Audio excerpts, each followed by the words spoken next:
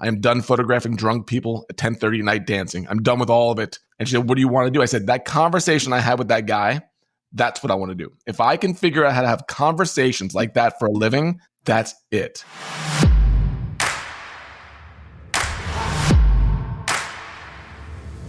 Hello, friends, and welcome to the Millionaire University podcast. I'm your host, Brian Guerin, with you today, and I'm excited to introduce our guest, Vincent Pugliese of Membership Freedom.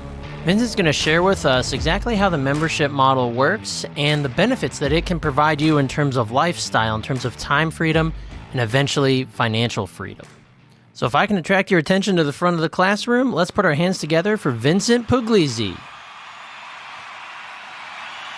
As a sports photographer, I won Sports Photographer of the Year International in the biggest competition that we all apply to. So, yeah, it was a pretty wild honor when we lived in Evansville, Indiana, not that far from you. For a medium-sized newspaper to take that award individually was a pretty cool experience that you never expect. Yeah, awesome. Well, so let's pick up the story from there and then kind of tell us how you got to where you are today running a membership for memberships. Yeah, it's funny because, and I love saying that. People go, what do you do for a living? I have a membership for memberships. And then they look at me sideways like a dog, like, what does that even mean? And I love to explain it. But it's a really good starting point because I had built for 10 years a career to become a sports photojournalist. That's what I wanted to do. I want to be a newspaper photographer, sports photographer. That was my dream because I was a screw up as a kid. I mean, I really was. From 16 to 22. I was a disaster. If you want to interview my parents, that would be the best interview because they could tell you all about it. Everything from stealing, I got arrested, causing trouble, all this stuff, and literally had a nightmare at 22 years old that I got caught stealing again at a place that I worked. It was an old lady, and she was like, I got you. I still see her face right now in my dream. And I woke up and I was like, what am I doing with my life? First time at 22. Most people at 15, 16, 17, they're planning. I was like, I'm fine. Until then. Like, what am I doing? And I went downstairs. I still live with my parents. I moved back in. And my dad came downstairs, 2:00 in the morning. My dad came downstairs. I opened up to him. I was like, I have no idea what I'm doing. Like, I'm screwing this all up. And he so nonchalantly, and I don't know how he did this because he was probably so frustrated with me. He said, you love sports. You love taking pictures. You love traveling. Why don't you become a sports photographer? That's what he said. And he went upstairs with his glass of water and left me alone to just think about that. And I'm like, what does that even mean? Like, is that even a job? I was never told in school that was a job or a career.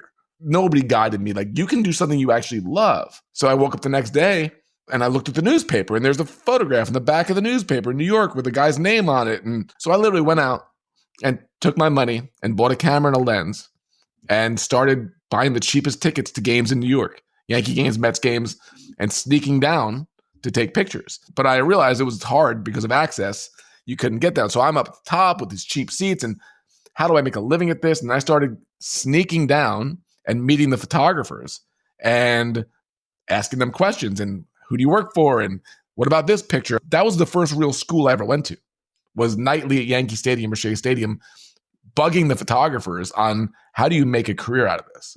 And then they would give me advice and this and that. With relationships and networking, I got my first internship for Bruce Bennett Studios, which was the team photographers for the Islanders, Rangers, and Devils in hockey. It was an unpaid internship, which is where so much of it starts, right? Free. And people don't want to talk about that. I worked for free for 8 months, just doing researching until I got to shoot my first game.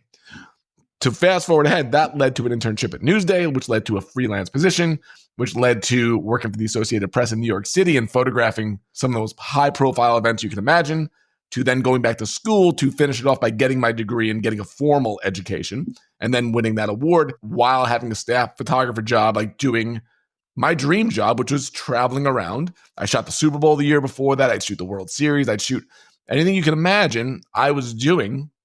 But here's the crazy part about when you said about winning that award. It was at one of the low points of my life, career-wise, because I was making $32,000 a year.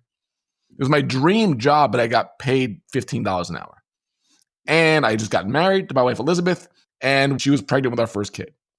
So now I'm starting to grow up a little bit. This is great. I get to do all this cool stuff. I can't even afford diapers and formula the way that it's going. And she wants to stay home and not work in the same career because we're both in the same jobs. Now it's time to grow up. So what happened was I win this award, which is the biggest award in our industry, and I got a 3% raise a month later. And my boss said, well, you should be happy because everybody else got nothing because you've been doing so well, you got 3%. And I got angry and I said, 3% of your salary might be something, but 3% of nothing is still nothing, I said to him. Yeah. And I walked out. I remember standing under his door frame in his office and being like, it's over. Like, I can't do this. Because I looked around the office and I saw 50 and 60-year-olds and they were unhappy. And it never hit me before. They couldn't go on vacation. They always had to beg for time off on holidays. They were stressed and overworked. And I'm like, is this really what I want for the coolness of the work that I did and the accolades? So I went home and it was a moment that changed my life. I called my dad and on the phone, 10 years later from the first advice he gave me, I said, hey, can I work for you? Because he had his own business. Can I work for you and make some extra money? Because I need to make some extra money because I'm not getting at work. And he said, no. So now I'm get a 3% raise and then my dad's rejecting me. It's like everybody's rejecting me on this one day. And he goes, I've been trying to give you some advice. You haven't listened. He said, maybe you're going to listen now. This is what he said to me. Mm-hmm. He goes, you've got a skill, but you're not using it correctly. I said, what do you mean? Now I'm listening. What do you mean? He said, you've become a really good photographer. You didn't used to be.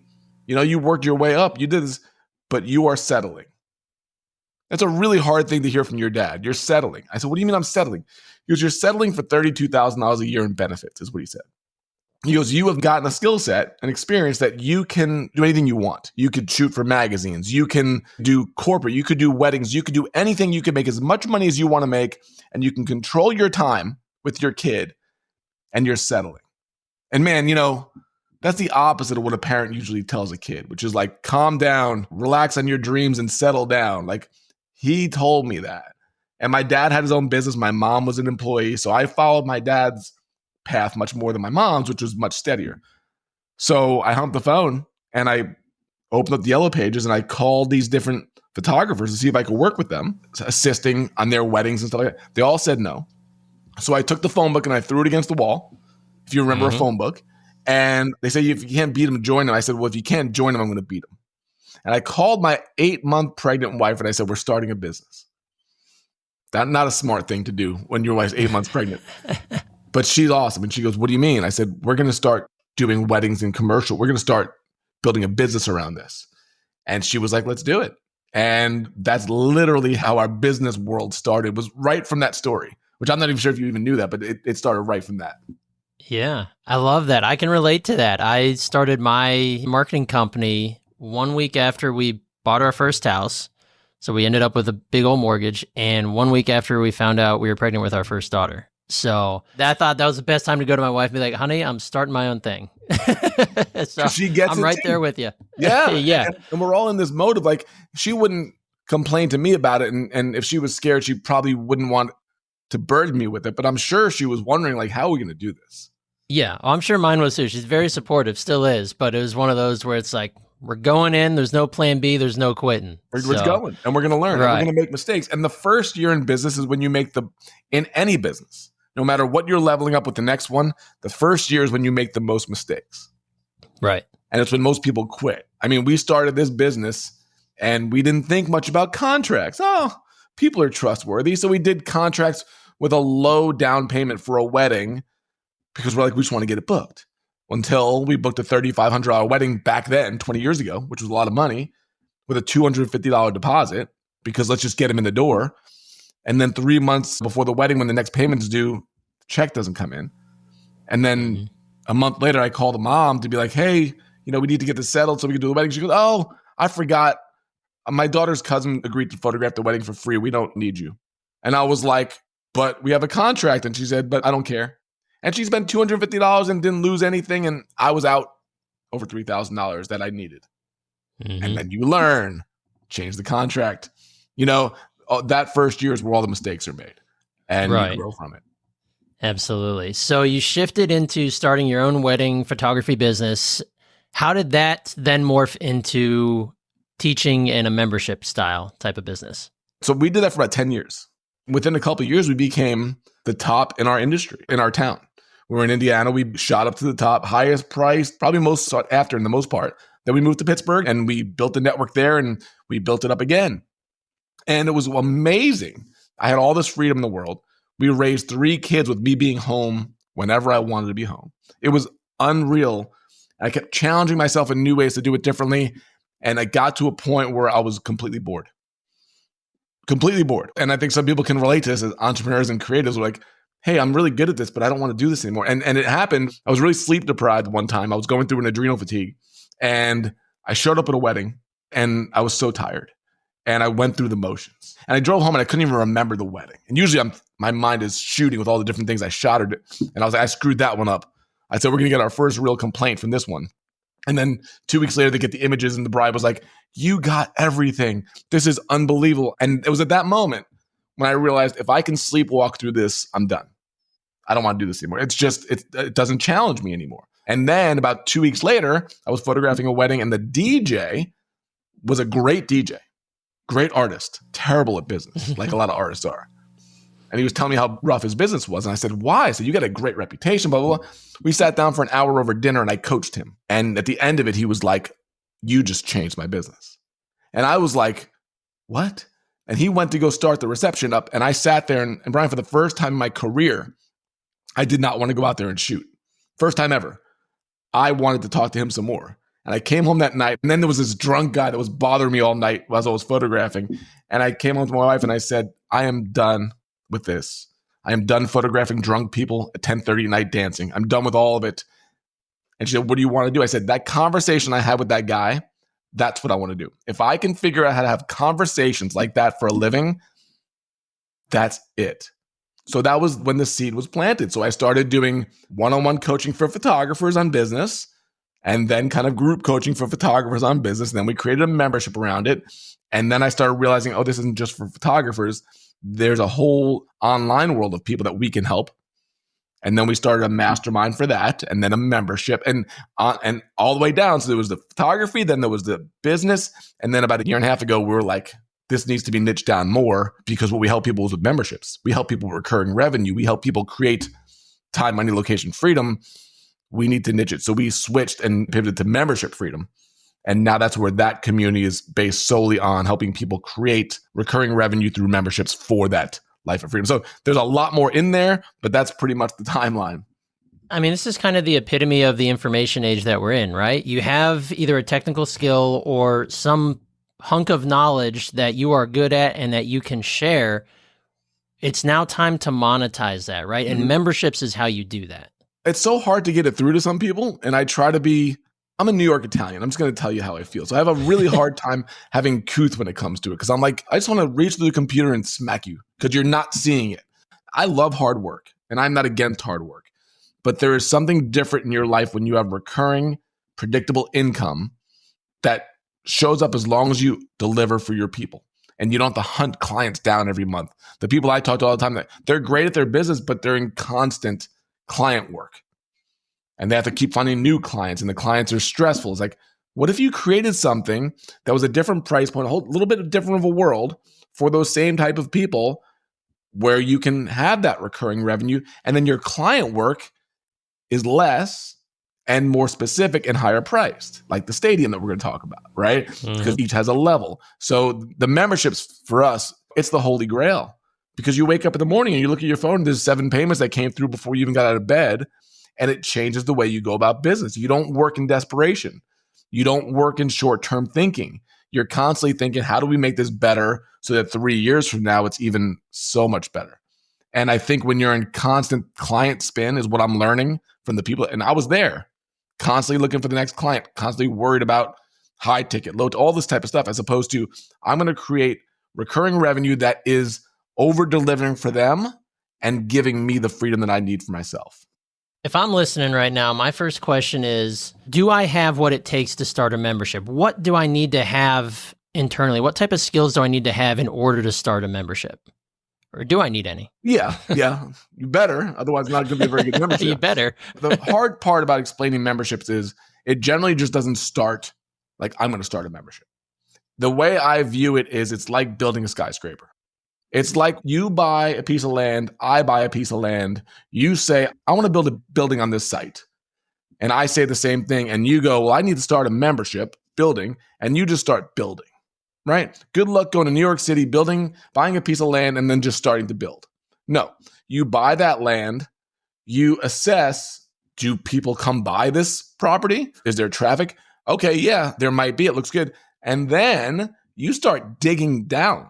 My dad's in this world and I watch it, right? As a draftsman, you don't just build from the ground floor up. You dig 3 stories down or more, and you get rid of all the old rubble and you build a foundation, and then you build the skyscraper. That's the part that most people don't get. It takes time. It takes time, and people that want the money now rarely last. But if you have the vision, and what we say all the time, it's 3 months to launch, 3 years to freedom. I tell people that right away. If you need this money this month, go start a power washing business. You'll get money tomorrow. People need it. This type of thing, you have to build trust, you have to build attention, you have to build following, you have to create a niche. You have to do market research. You also have to have a founding launch. You have to have people in there. But, that all sounds hard and difficult, and it is. And that separates the people. But when you do that for a year, and then you have trust and attention online and personally, and you are building something and you create something within a niche that leads a certain group of people, and they start coming in and they start telling their friends about it. And then you've freed up a lot of time, right? 30 hours of client work versus 3 hours of membership work. You get to the point where me and a lot of friends of mine are like, then you're just in marketing. That's really all you do. And that builds it as it frees up time. So whenever people see this, I try to tell them the first year is going to be very, very difficult. Just like building a building. And I use the stadium analogy. Brian, this is what I say. The Raiders just hosted the Super Bowl last year. Anybody remember the Super Bowl in February? And it was in Vegas. Now, if the NFL went to the city of Las Vegas in 2019 and said, we just purchased this plot of land in Las Vegas and we want to host a Super Bowl this year, the NFL would have said, you're crazy. We're not hosting a Super Bowl on a bunch of dirt. Go build a stadium, go build a foundation of something, and then we're going to make you billions of dollars. So they took 3 years to build a stadium, and now they make endless money from a building that's already built that requires just maintenance to do so. That's the analogy. And a lot of times the ones that will do the work will do it. And the ones that won't 4 months later will be like, it's not working. I'm going to go try this new thing. And I'm like, I'll be here if you come back, but I kind of told you this is the way it was going to be. Yeah. So let's dig a little deeper on that analogy, because I love that, the stadium model. So that's pertaining towards the fact that you have different levels inside your membership. Basically, like you could have all the way up to a mastermind down to lower priced that is like, you just need some content. Here it is. How does that work? It's funny. I bother a lot of people in my own industry. I'm kind of a problem finder where I rail on funnels a lot because I see a lot of people that are just like, I'm going to build a funnel. And the way that I look at this, and a lot of them don't work, and I see it from the inside, but it sounds great. The way I look at this, I'm a human. How do I want to be treated? I don't want to be put in a funnel. I don't want to be put in anybody's funnel. I don't want to be put in a funnel where I go, oh, here's a free piece of content to get you to pay $27 for this thing so I can then upsell you to this $400 thing so I can upsell you. I don't want that. I don't trust that. That's the approach of the marketer trying to sell, right? We're going to ascend them to higher price points. What's in it for them? The way I view it is this. As a sports photographer for 20 years, I realized sports is the greatest business model that nobody talks about. It's a phenomenal business model, but we get so hung up on Taylor Swift and Travis Kelce that we don't see the model behind it. And the model is this. They build the stadium like we talked about. They play that game in that stadium, and they give tons of content away for free. If you think about it, Cincinnati Reds, right? Beautiful ballpark. Love going there. You can drive all around Cincinnati, everywhere you want to go, and you can listen to the Reds games for free. You could do it for 40 years and never spend a dime. And the Reds are fine with it. Keep listening. They still make money on advertising, but they're giving their content away for free. People go, oh, I don't want to give the best stuff away for free. Well, they win the World Series on the radio. I know it's been a while. Sorry, I'm a Mets fan, so I'm right with you. But they win the World Series on the radio for free. You don't have to spend a dime to hear it. What they get paid for is access. What they get paid for is access. You come into the stadium. To come into the stadium, you need to pay. I think it's fair. I'll give you tons of stuff, but if you want to come in here, intimate, but there's cheap seats. Okay, just test it out. Go a little bit lower, you catch a foul ball, you spend a little bit more money. You go a little bit lower than that into the luxury box, you might hang out with Ken Griffey Jr. might be in there and you could rub elbows with. You get down even lower, you get to meet the players and get autographs. You want to go even further? You can go to fantasy camp and for a week spend a crap load of money and play with the old timers, right? From free to luxury, and everything in between. And oh, by the way, you can walk through the concourse and buy one-off products as much as you want. All around one game that's niched, that's specific, that has a stadium model to it. So I saw that and I was like, why aren't we doing that? Why aren't businesses doing that? Instead of creating a funnel that's kind of, about me, I'm going to create a stadium and you come in and join whatever level you want. And it doesn't bother me which one you want to do, but I can make offers to that. So I give away tons of free content. I post on social media what I think is meaningful content every single day. I give my audiobook away for free. I do tons. You don't ever have to spend a dime for it. But what you pay me for is access and implementation. So when people want access, you've got to come into the stadium because I've already given you tons of stuff. I don't feel guilty about that at all because I've already over-delivered. But we have a $9 membership. We have a $57 library. We have a $97 community. We have $197 community plus voice coaching. We've got a mastermind of $500. And then we have live events and VIP where you could fly out here to Florida and spend 2 days with me at a fantasy camp level. You choose your own adventure. And I just create the content and the products around it. And the crazy part is we don't have a staff. We don't have a team. We don't have a agency. It's my wife and I. We could build it all around our life and we homeschool our 3 kids. So every one of those is a different price point that anybody at any price point can buy, including free and including luxury. And this can apply to any form of membership business, right? And we might have another parter here where we talk about all the different types of memberships one could really start. But this is something that's, you can duplicate this, whether you're teaching people how to run a membership or teaching people how to be a marketer, how to be an artist, or... I'll give you some crazy examples. Yeah, everything. Because it goes from this, and this has been the big turning point we've seen in teaching this. It's the shift from doing to teaching or doing to leading.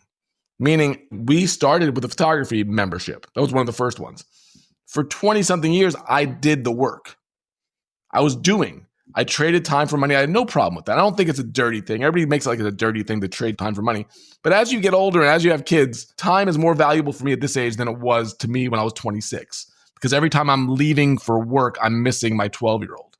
It didn't used to be that way. I would work for 15 hours. Who did I have to come back to, right? Yeah. A hockey game. I had nothing to come back to. Now I do. So I want more time, right? So that's the thing in terms of creating this, is it when you go from doing to teaching, now instead of doing the work, right, physically, or even doing one-on-one coaching, which is almost everything starts with, almost every membership starts, and people don't want to see that. It starts with one-on-one, and then you learn so much how to do it one-on-one that you can go one to a few. I keep answering the same questions over and over again. Oh, maybe I could do this with 5 people instead of 1. Oh, 10, we could run a mastermind. Oh, wait a second, there's 100 people that can be helped by this message with each thing we do, or hundreds. Now you get into that realm and they're paying $100 a month. You got 150 people at one level. It takes an hour a week for you to do that. All of a sudden, time frees up, money frees up, and that's where the time, money, location freedom comes from. So how do people grow a membership? Let's say somebody has a coaching student or a small group type of thing that they're teaching somebody whatever their skill is. How do you take that from something so small and focused to growing that? I know you said it takes 3 years to really get to that point where it can be wildly successful. The time depends, right? But how do you get there? What are the steps? Oh, that question is exactly what we talk about every single day within our group. It's not an easy answer. I mean, the easy answer is to over-deliver for the people that you're serving. As Seth Godin said, do the best you can for the smallest amount possible. Keep learning, keep over-delivering for them, have them bring people to you because you've helped them so much. Keep marketing and creating content that attracts new people in a trustworthy way, just like the radio station, right? I can listen to the Reds game for a year or 2, or maybe 6 months, and then be like, yeah, sounds good. Then that sounded awesome to be at. I think I have to go to a game. And that's what happens with me. They'll follow my content for months. Like, oh, it's good stuff, making me think. Oh, I need to learn from this guy now. Oh, and then they'll send me a message. And I don't get on a call with people all the time, but I'll do it once. And then they'll come back and they'll be like, can we talk again? I'm like, I can't. That's what this is. The Reds might give you a free complimentary ticket to go to their first game, but they're not going to give you season tickets for free. And that's where it comes in, where the people need what you have and you've niched down so clearly that you solve a specific problem for a specific person in a certain way, you're going to have people that want what you do. So that's the whole thing about niching down to a specific idea. When we went to memberships, it's clear. People that want memberships come to us. Otherwise, they don't. And I'm totally cool with that. That's the niche of our stadium. And this type of thing, I'm trying to think of in terms of people wanting to grow this. There's all sorts of marketing things you can do. Like you said, funnels. You're kind of the anti-funnel guy, which I'm on board with that because funnels annoy me. But there's so many of them out there that, like you said, they have the tripwires and they have the low offer, they have the mid, and then they sell you into whatever the big group is. Mm-hmm. I guess it's really all about content. So you kind of need to be able to be cool with putting out content, right? I guess there's more than one way to skin the cat, but that's the way you do it, and it seems to work. It's two things. It's content and connections. That's it. So you're in Cincinnati. We were in Pittsburgh for 10 years. And the analogy I use comes from Pittsburgh. If you've ever come to the city, it's a confluence. It is two rivers that come together, the Allegheny and the Monongahela. They come together and they form the Ohio River, which a river you're familiar with, right? Mm-hmm. It's, I think, the third to fifth largest river in the country. Well, the analogy is it doesn't just start as a giant river. It starts because of two rivers coming together, two smaller rivers that I think is the Allegheny starts up in northern Pennsylvania, and it's a tiny stream. It's the greatest story. And I really need to write more about that. It's a tiny stream. There's a picture of it. It looks like your backyard when it's raining. That turns into the Allegheny, which feeds into the Monongahela from the other side. And at that point where they converge, the Ohio starts. Ironically, it's right where the stadiums in Pittsburgh sit. It's ironic because that's really where it comes from. So the three rivers come together. Well, the two come to form the third. So when you say, where does a membership start? A membership or any business in my teaching starts at that point of where those two converge. Meaning, if you aren't creating consistent, relevant, meaningful, helpful content, and you aren't connecting with people on a consistent basis in an honest way, you've got two trickles rolling downstream somewhere that converge to nothing. And then you go, why is nobody buying my membership? Because nobody cares, because you don't care, and nobody even knows what you do, and nobody even knows what you believe in, because your content is bland or non-existent, because you're using AI to create your content that's not really you, because you're not bold enough to say what you really believe. Nobody's following you. And you're not connected with people. People send you a message and you send them a thumbs up. One of my biggest pet peeves. Send a message and get a thumbs up back. You don't even have the time to write thanks. It's right there. We've gotten so used to technology that we blow off connection. And I'm telling you, personal invites, Brian, personal invites are probably 75% of the signups that we get within our memberships. Me forming relationships, people following my content, me connecting with them connecting with me, us having a relationship, us having a conversation, them seeing what I do is really what they need, and me saying, hey, you should try it. And then go, okay, or not yet. Okay, maybe later. That's where it all comes from. And everybody wants this magic bullet of technology. And technology, to me, is just there to build relationships. It's not there to make a sale. And that's where it all comes from. And so I have a thing every day. I create content, I make connections, I make offers. It's a very simple process that seems very complicated. My favorite line is, the greatest form of sophistication is simplicity. It's true. To me, it's just very simple. Create great content, make real connections, make honest offers. That's how you build a membership. I love that. So you mentioned content. I want to dig in a little bit on that. Yeah. That's a huge thing that, I mean, so many people do it. So many people don't do it. So many people are scared of it. So many people hate it. So many people love it. A lot of it is automated now. Tell me about your approach to content. I got an idea of it. It's honest, it's trustworthy, it's connecting, it's providing value. But what do you talk about? What's in your mind when you're sitting down to write? LinkedIn and Facebook, are those kind of your content? Facebook's probably main. LinkedIn and Instagram are a far second and third. We're building that back out. I was on it for a while. I went away from it because I went through what everybody else went through, which is like, I'm tired of all of this. So I backed away for years. And it didn't matter to us because I was so good at the connection side of it that even without content, I could have so many conversations and people be like, I knew what you're doing. We've revamped that where like content is really important. I just think it is in terms of building trust. I'm a better content creator by creating more content. I just am. I become a better writer. Everything to me starts with writing. It doesn't start with video. It starts with sitting down to write. And then everything can be repurposed from that if we want. Everybody has to have their own approach. I don't think there is a cookie cutter. I don't think you should follow my 7-step formula because it does not work for everybody. But for me, my whole thing is what we sell is not a membership, but a lifestyle. We sell a lifestyle. I sell a lifestyle that all this takes 4 to 5 hours of work a week for me that people expect from me, and everything else I get to create on my own.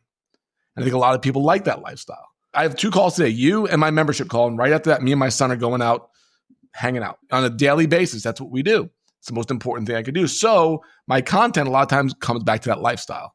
It's often not about memberships. I can't remember the last membership post I did. There'll probably be one coming soon, but it's generally the lifestyle that we live, the purpose in which we live, right? And when we talked about the honesty of the content, I rail on so much of the stuff that everybody finds as best practices these days because I don't believe in it for myself. I'm not saying it's wrong. I'm saying from my perspective, I don't want to read your stuff that AI wrote. I just don't. And I'll unfollow it. Just don't want to hear it. I want to know the person. And no matter what you tell me about, oh, it speaks in my voice, I'm disinterested. I want to know from you.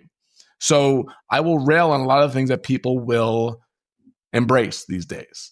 Here's the way that I see content.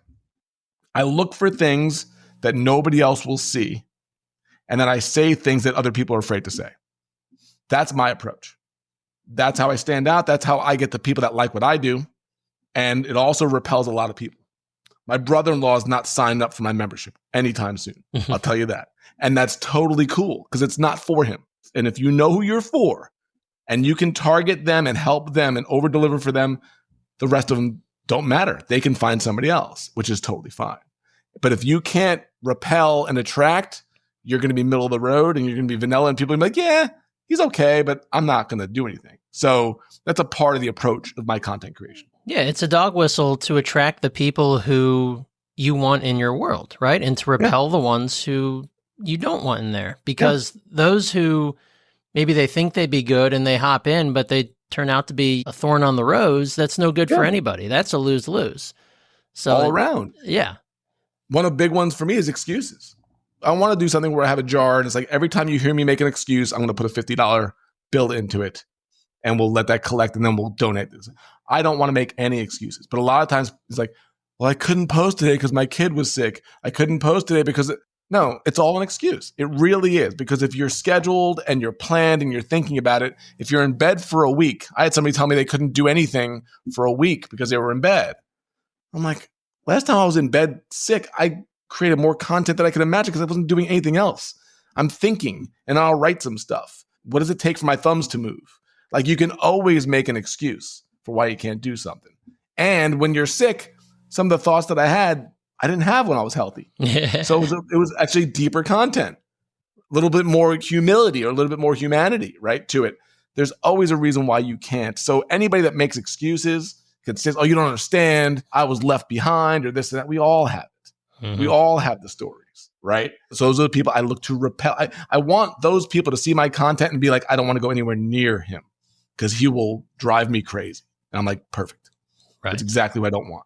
So who's it for and who's it not for? Right. Absolutely. And I can relate to that, having been on, I got back on LinkedIn and actually started producing and writing content. My goal is at least 3 days a week. Yep. Stuck with that since January. And it's building that skill of copywriting, because if you can use words to help people, to connect with people, depending on what business you're in, to sell, to bring people into your world so they can buy from you, then that is an incredible skill to have. And you only get better at it by doing it daily, consistent action, right? Totally. Yeah. I did a daily podcast for 1,100 episodes. I stopped about 2 years ago. I was like, okay, I got to shut up for a while. That was my last episode. But what I learned was, I make a joke that creating content is like having surgery. And people go, what? Every piece of content I create leads to 3 new content ideas. Like the post I wrote today is about my grandparents' fruit and vegetable stand in New York that they had in the 1930s. It was about how business today is very much like it was then if you do it right, right? And then my dad commented that he worked in that store when he was 6 years old. And I didn't even know that until I read that on Facebook this morning. Or at least I didn't remember it. That's a great piece of content because I thought about it like, oh, why was my dad so hard on me? Well, I probably seemed like I had a pretty easy life to him because I didn't work till I was 15. I thought I was hardworking. He worked when he was 6. It gave me a greater understanding of my dad. So every piece of content leads to more content. Surgery, every surgery you've had, from what I hear, luckily I haven't had one yet, leads to more surgeries. It's the very same thing. So I make a joke about that. So when people say, I don't have enough ideas, you're not creating enough content. If you create, it's going to bring more thoughts and more comments from other people that lead to more content. Right. Absolutely. The content is key. And I avoided it for years. It drove me crazy, but really at the crux of it, I was too lazy to do it. I didn't see the value of it and I didn't want to, so I didn't. Yes. But then after a while, it starts hitting me across the head. And I had mentors and coaches who said, don't be an idiot. And it makes a huge difference. It really does. And it's not as difficult as you think. It's just think about what you're doing, talk about what you're doing, talk about what you're learning, talk about your journey, and bring more people along with you. That's exactly it. And you get better with time. And all of a sudden, every single day, one person that never knew of you before now knows of you. Right. If you think about it, you compound that over 3 years, think of it this way. Say you posted daily and you go, I only got 11 likes. That's lame. But 1 like a day was from somebody new that became a fan. Over 3 years, that's 1,000. It's more than 1,000 new fans that you've made. How hard is it going to be to create a successful membership? When you do that and you actually reach out to them and say thank you. Like, I've never known anybody that did that, but I'm like, if somebody comments, not everybody, I can't. I think it was, I can't remember who said it, do for a few what you wish you could do for many. I think it was Andy Stanley said that. Well, if you get 20 comments on your post and you reach out personally to 3 of them a day to say thank you, that's something that most people will not do. That's something that will build connection, will build relationships, will build conversations, will build trust, will eventually down the road build a membership. I love it. I think the word community is even better than membership with that. We're building community. We're bringing like-minded people together that would not have met if it wasn't for us. Right. Otherwise, there would have been no way to know one another. No. That's the beauty of technology and the internet, but also the beauty of bringing those people together. The beauty of it is also the thing that destroys it, which the beauty of it brings us together, but what destroys it is this mindset of like, now I'm going to automate everything. And I'm not going to respond to people. I'm going to give thumbs up and heart emojis instead of conversation. And now you've taken it too far where you're not even responding. You're not reaching out to people. People send you a message and you ghost them. Like, now you're destroying it. So it's a very fine line. That kind of leads us into the time commitment of a membership. This is built for a lifestyle, right? Imagine if you're leading a membership, let's say it's small, they're smallish. There's 50 people in it, right? Paying whatever your rate is. And you can set up your schedule however you want. What does that look like inside of a membership in terms of a time commitment and how this can really truly be a lifestyle business? Well, yeah. So I have a general rule where the first year, and I said it before, the first year is pain, second year is balance, third year is freedom. We've run multiple memberships to good degrees of success. And every single time, my wife at some point said to me, like, how did it get easy? Like, all of a sudden, like, there's 4 days go by and there wasn't anything that was tasked for us to do. And 3 new people joined. What just happened? Where in the very beginning, we couldn't get anybody. Like, there were some people, but it was hard, right? To get them to trust you. They didn't trust you yet, right? It's just natural. You open up a baseball team in some city, they're going to be giving away tickets the first year until you win some games. Same thing. But for us, the first year is always pain.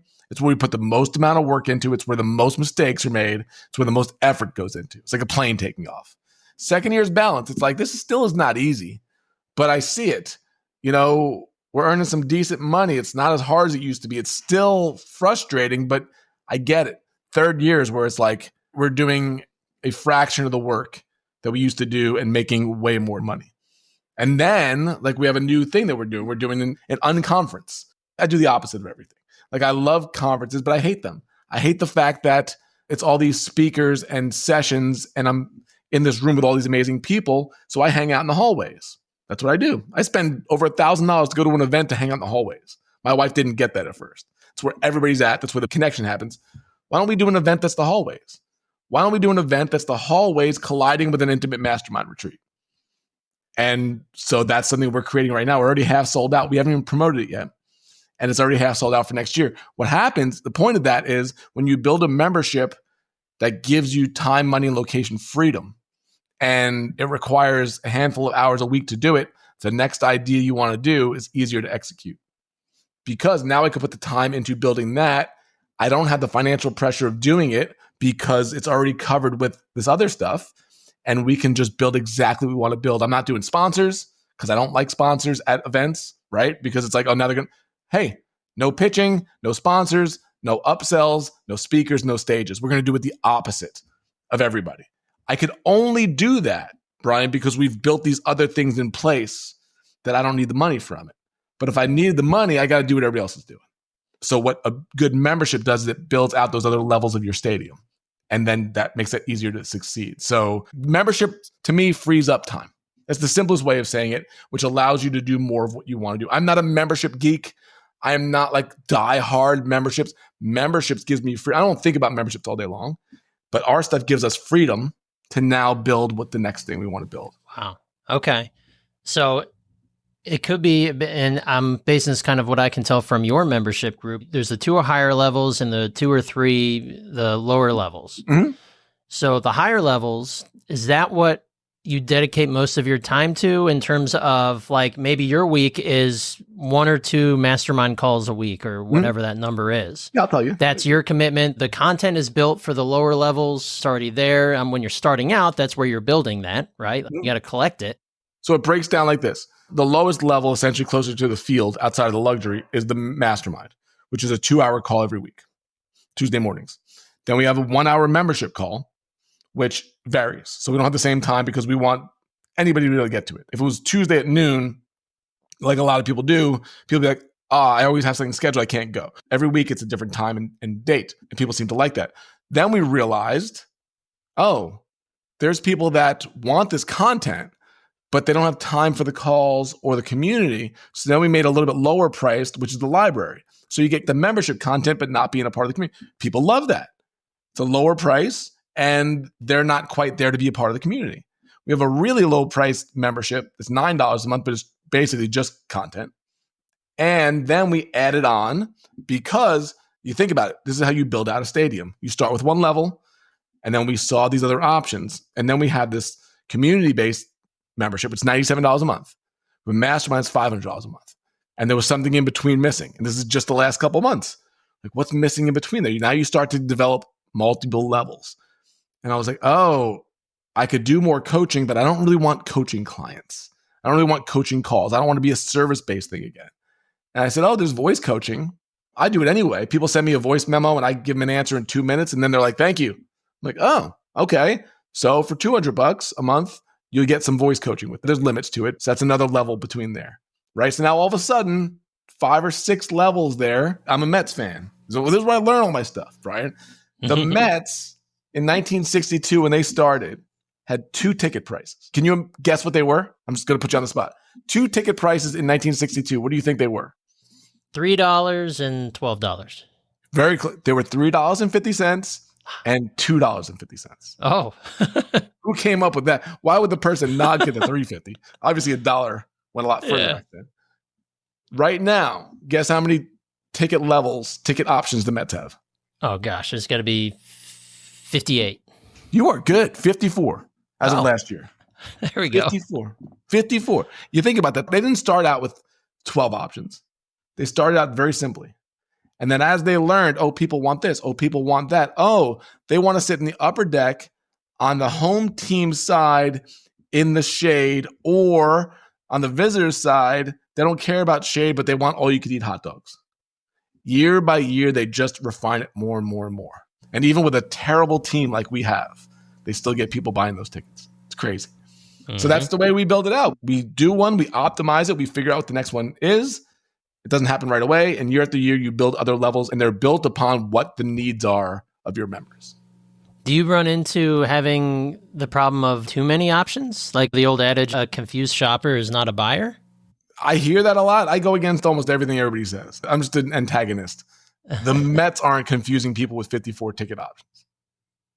Everybody says, you only have to have 3. Like, I don't know. Adding that option with the voice coaching was very appealing to a lot of people. I'm kind of cool with it. So no, I'm not too worried about that. I mean, if you don't have the attention span to look at 5 different options, I probably don't want to work with you anyway. Yeah. Right? If you think about it, like, you can't handle it from this, how are you going to handle the stress? And you can't handle 5 options. Like, right. You need 3. Are we that simple? Yeah. So we'll probably get to a point. We might get to a point where we do. But as of right now, nobody's ever said to me, you have too many options. I can't choose. I guess it kind of depends on what your membership is about, but does it lend itself to churn, or do people come and they stay forever? Or is it like, do they come to Vincent's membership and they learn everything they need and then they bounce? Or how does that work for you? Or, A little bit of everything. Okay. There's times people come in for 2 months and leave and you go, we didn't even get started. And then there's people that have been in since the beginning and they feel like this is their community, this is their tribe. About memberships, here's something that we've learned, even the more recent stages, because you keep growing, you keep learning. My son's taking martial arts. And I learned such a great lesson from John King, who's his instructor. He said something one day, he goes, once you become a black belt, now you're a beginner. And I was like, you're brilliant. I walked up to him and I said, you got me. So you got me. Like, I'm never canceling. You'll always get my payment.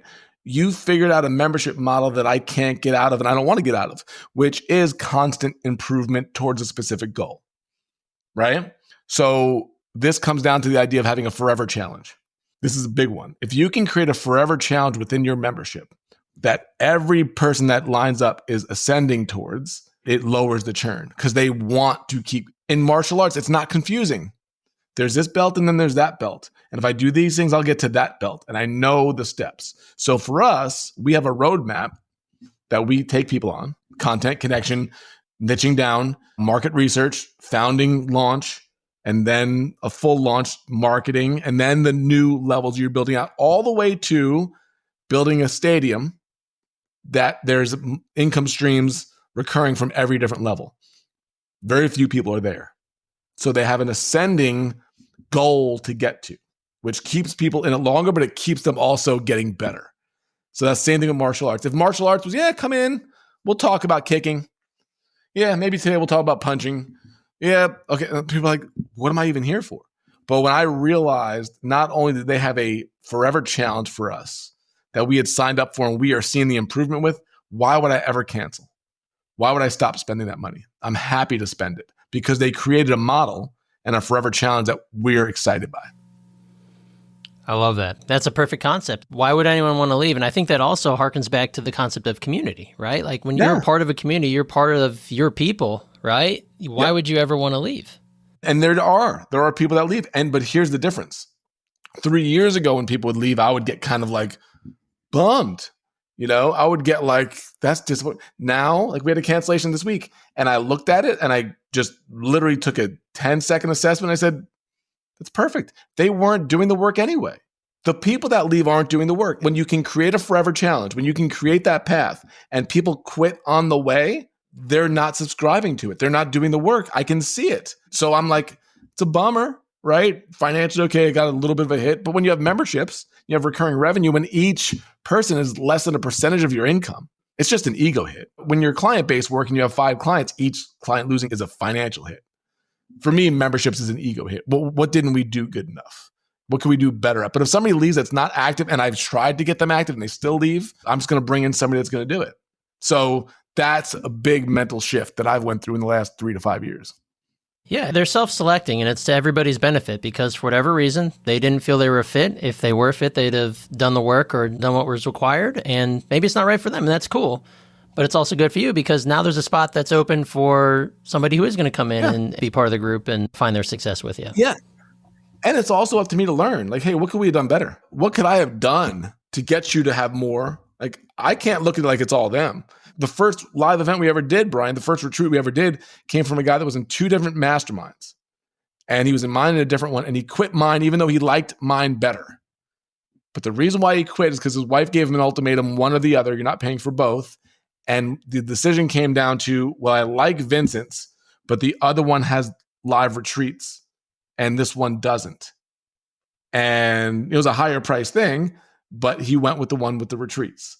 And immediately I called a friend of mine that was in our group and I was like, and we were early on. This was 6 years ago. I said, we're doing a retreat. He goes, when? I'm like, I don't know. He goes, where? I said, I don't know, but we're doing it in 5 months. And we did. And that was the first one we ever did. And I was pushed because he left because we didn't do something that he really wanted and I wanted to do. And now we're doing this other event built off of that. So the people that leave actually teach you how you can improve. You don't always change because of them, because sometimes they might be lunatics, right? But if you listen to them and they have a good point, you build the stuff around the people of what they want. So we grow because of the people that leave. Yeah. Listen to what they want and build it, right? Yeah. If you want to build it. If you want to build it, right. If it makes sense for you, and heck, you get a whole nother price point there too. It's like adding another section to the stadium. Totally. If somebody says to you, hey, I love the community, but I don't participate in the calls, but I love the content. Oh, instead of being like, oh, it's like, oh, what if we created this? That would be perfect. We've had that all the time. If you did that, okay. What does it take for me? We've already built the membership portal. We've already built a membership site. It's just giving them access to it. The library for us is no extra work, zero extra work. It's already being done for the community. Why not offer that? It's almost like a donut. We've got this donut and we stamped the hole in the middle of it. We got this ball of dough in a circle. We throw it out, or we can glaze them and call them donut holes and make more money from those than we did with the actual donut. That's how you constantly figure it out. There you go. All right. Well, Vincent, we're bumping up against time here. I could go all day. I want to have you back. We're going to talk about as many different types of memberships or all the different ones you've experienced or mentored others on that have opened up. I know you have I've heard a lot of cool ones that I would have never considered or thought there could possibly be a membership around. I'm sure there's plenty that are more mainstream, but some are more out there and doing incredible things. So we definitely want to hear about that. But Vincent, tell our listeners, how can they get in contact with you? How can they check out your membership for memberships? And what's the best way to do that? Yeah, the website's mymembershipfreedom.com. On there, we actually have a quiz. We built a quiz based around, hey, is a membership right for me? So you can take that quiz. It's for free. Anybody on there can go to the website. It's right there. And just online, Facebook, LinkedIn, find me there, follow me there, or connect. Probably the best ways. Brian, I'll send you the link. I give away the audio book for my book, The Wealth of Connection. I could send you the link. That's totally free if anybody there wants to grab it.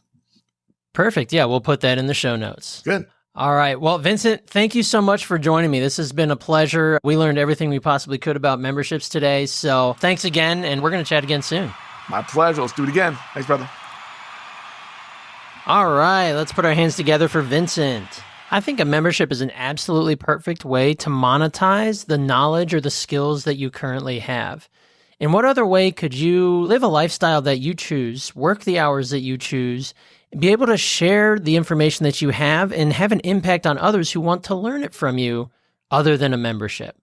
So thank you to Vincent for coming on. This was some incredibly invaluable information, and make sure you stick around for part 2, where we're going to discuss some of the best memberships that Vincent has encountered and mentored on in his career, and just give you as many ideas as we can for things that you could possibly start and run a membership on.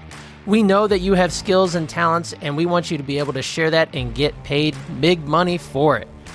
All right, so thank you all for joining us. We will catch you on the next episode of the Millionaire University Podcast. Keep crushing it, my friends.